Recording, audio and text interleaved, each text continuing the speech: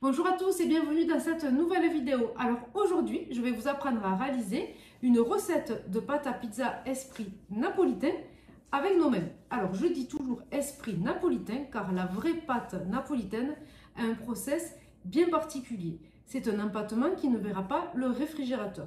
Nous, aujourd'hui, nous sommes en été et on n'a pas tous la chance d'avoir une climatisation, donc je stocke ma pâte au réfrigérateur. Parce que si jamais chez vous il fait 27 ou 28 degrés, laissez la pâte à température ambiante, vous pourrez droit à la catastrophe. Pour la farine, je vais utiliser la Saccarosso de chez Caputo qui est un W de 300. Alors, je prends aujourd'hui un W de 300 car je vais faire un empattement qui ira 48 heures au réfrigérateur. Alors, si vous voulez faire une pâte en 24 heures, je vous conseille d'avoir une farine avec un W bien plus faible, c'est-à-dire un W compris entre 220 et 240. Plus on monte dans le W, et plus la fermentation sera longue, et donc la pousse également.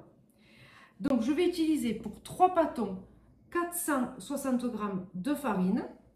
Ensuite, je vais mettre toujours 4 g de levure fraîche au kilo de farine, donc ce qui nous fait 1,80 g de levure fraîche. Alors, si vous utilisez de la levure sèche, je vous rappelle qu'il faut que vous divisiez par 3. Et chose très importante, quand on fait des petites quantités, il est vraiment essentiel d'avoir une balance de précision.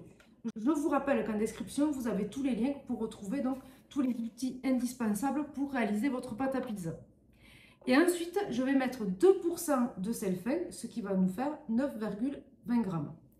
En ce qui concerne l'eau, je mets de l'eau à température ambiante et je vais donc hydrater à 62%, ce qui nous fait 285 g d'eau là je suis à 20 degrés. Allez, c'est parti, je vous montre comment on fait. Alors, première étape, je vais venir diluer la levure dans mon eau. Donc, je mets toute ma levure et avec un fouet, voilà, je viens diluer.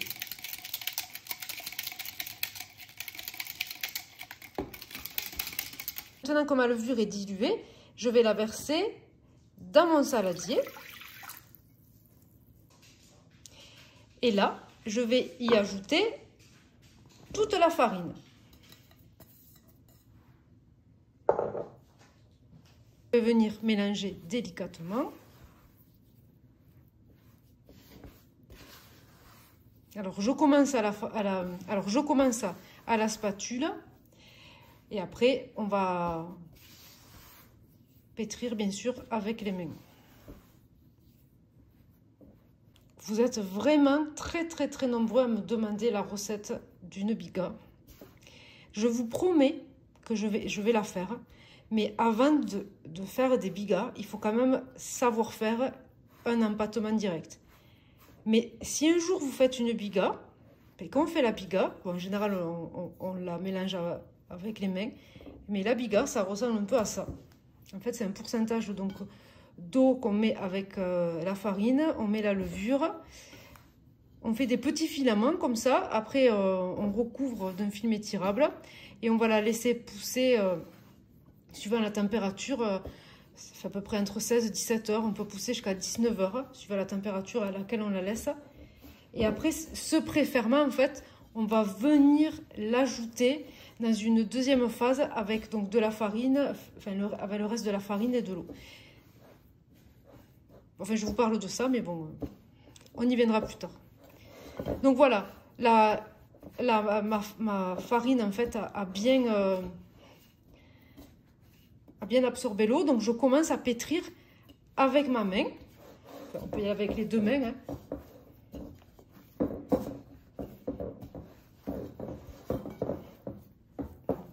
C'est vraiment très simple. Surtout quand on hydrate à 62%, bon, ça va tout seul. Donc pour éviter de faire du bruit, hop, je vais sortir ma pâte du saladier, je vais venir sur le plan de travail. Et là vraiment avec les deux mains, je vais venir presser. Et en fait je vais me dire, si ma pâte était dans un robot, que ferait le robot? Elle ferait tourner la pâte, mais moi je vais faire comme ça. Je vais prendre en fait la pâte là, et je vais venir la ramener sur le dessus et j'appuie. je tire et j'appuie. Je tire, j'appuie. Voilà. Comme ça.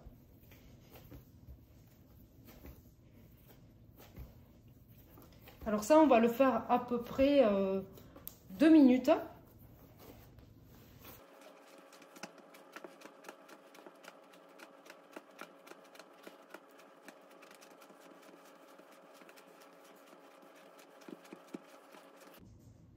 Alors là, je vois en fait que ma pâte commence à se déchirer. Je pétris, mais en fait, la pâte ne veut pas se lisser. C'est un petit peu normal. Donc, ce qu'on va faire, le plus simple, c'est que hop, je vais faire une jolie boule.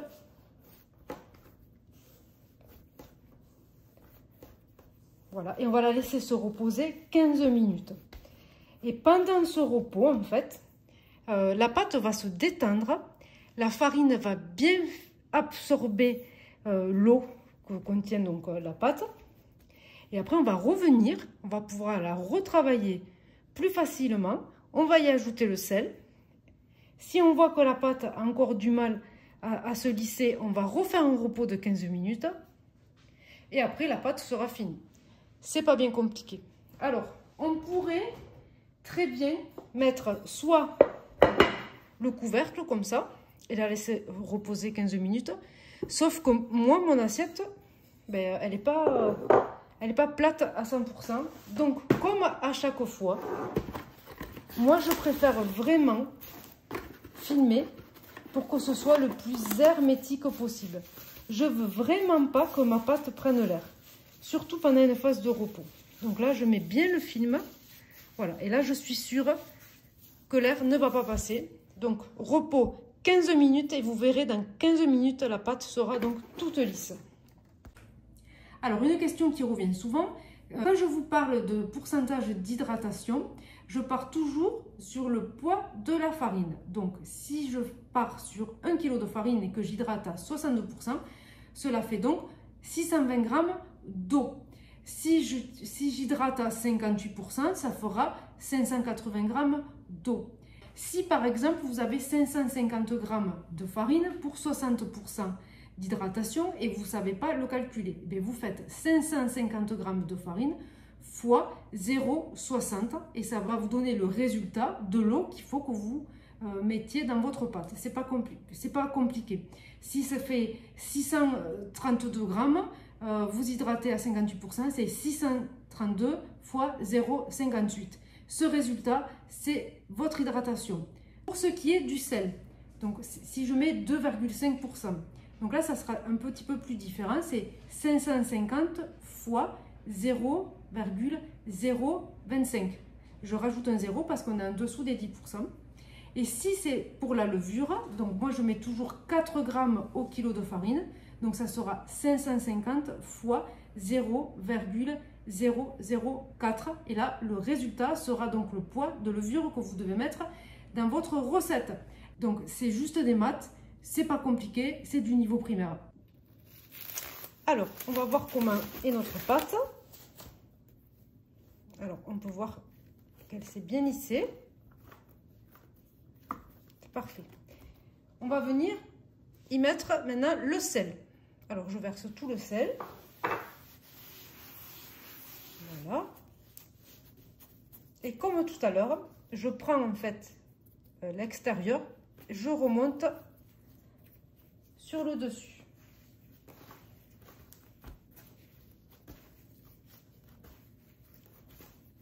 Voilà, je viens bien chercher le sel qui s'est mis partout. Et là maintenant je vais me faire des pressions avec les paumes donc de mes mains.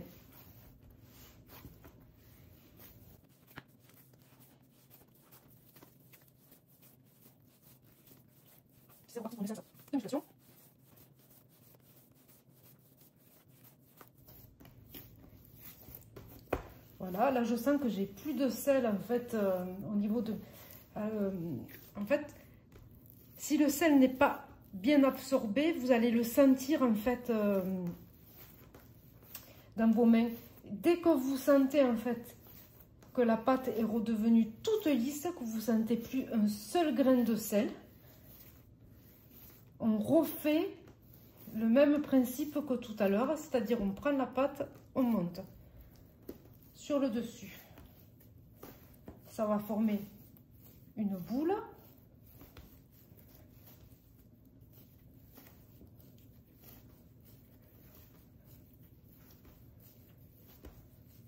Voilà. Et là maintenant, hop, je la retourne et on va refaire un repos de 15 minutes parce que là, j'aurais beau essayer de la lisser, mais le gluten ne s'est pas encore formé. Donc, hop, la meilleure solution dans ces cas-là, c'est repos 15 minutes. Donc, comme tout à l'heure, le film étirable, il faut que ce soit bien hermétique. Et voilà, 15 minutes. Alors, je profite de ce temps de pause pour vous expliquer comment et dans quoi conserver ces pâtons. Alors, vu que là, en fait, je n'ai que 3 pâtons. Si j'utilise une boîte, on va dire rectangle, comme j'utilise habituellement, le 3e pâton va être tout seul. Et du coup, la pâte napolitaine a besoin, en fait, comme je vous l'avais expliqué précédemment, d'être levée, d'être, on va dire, d'être l'une à côté de l'autre. Donc là, comme j'ai 3 pâtons, je vais les mettre à l'unité. Alors, à l'unité. Donc, utiliser ce bol et je vais venir mettre un film étirable. Je vais mettre un petit peu d'huile. Comme ça, après, je vais y mettre ma pâte à l'intérieur. Et vous voyez, ce bol, en fait, il n'est pas bien large. Et comme ça, la pâte, en fait, elle va, on va dire, elle va lever, mais elle va pas partir, elle va pas s'étirer. Parce qu'une pâte napolitaine, en fait, il faut vraiment pas qu'elle en fait, en poussant, qu'elle parte loin. Il faut qu'elle reste vraiment, on va dire, levée, comme je vous ai dit précédemment.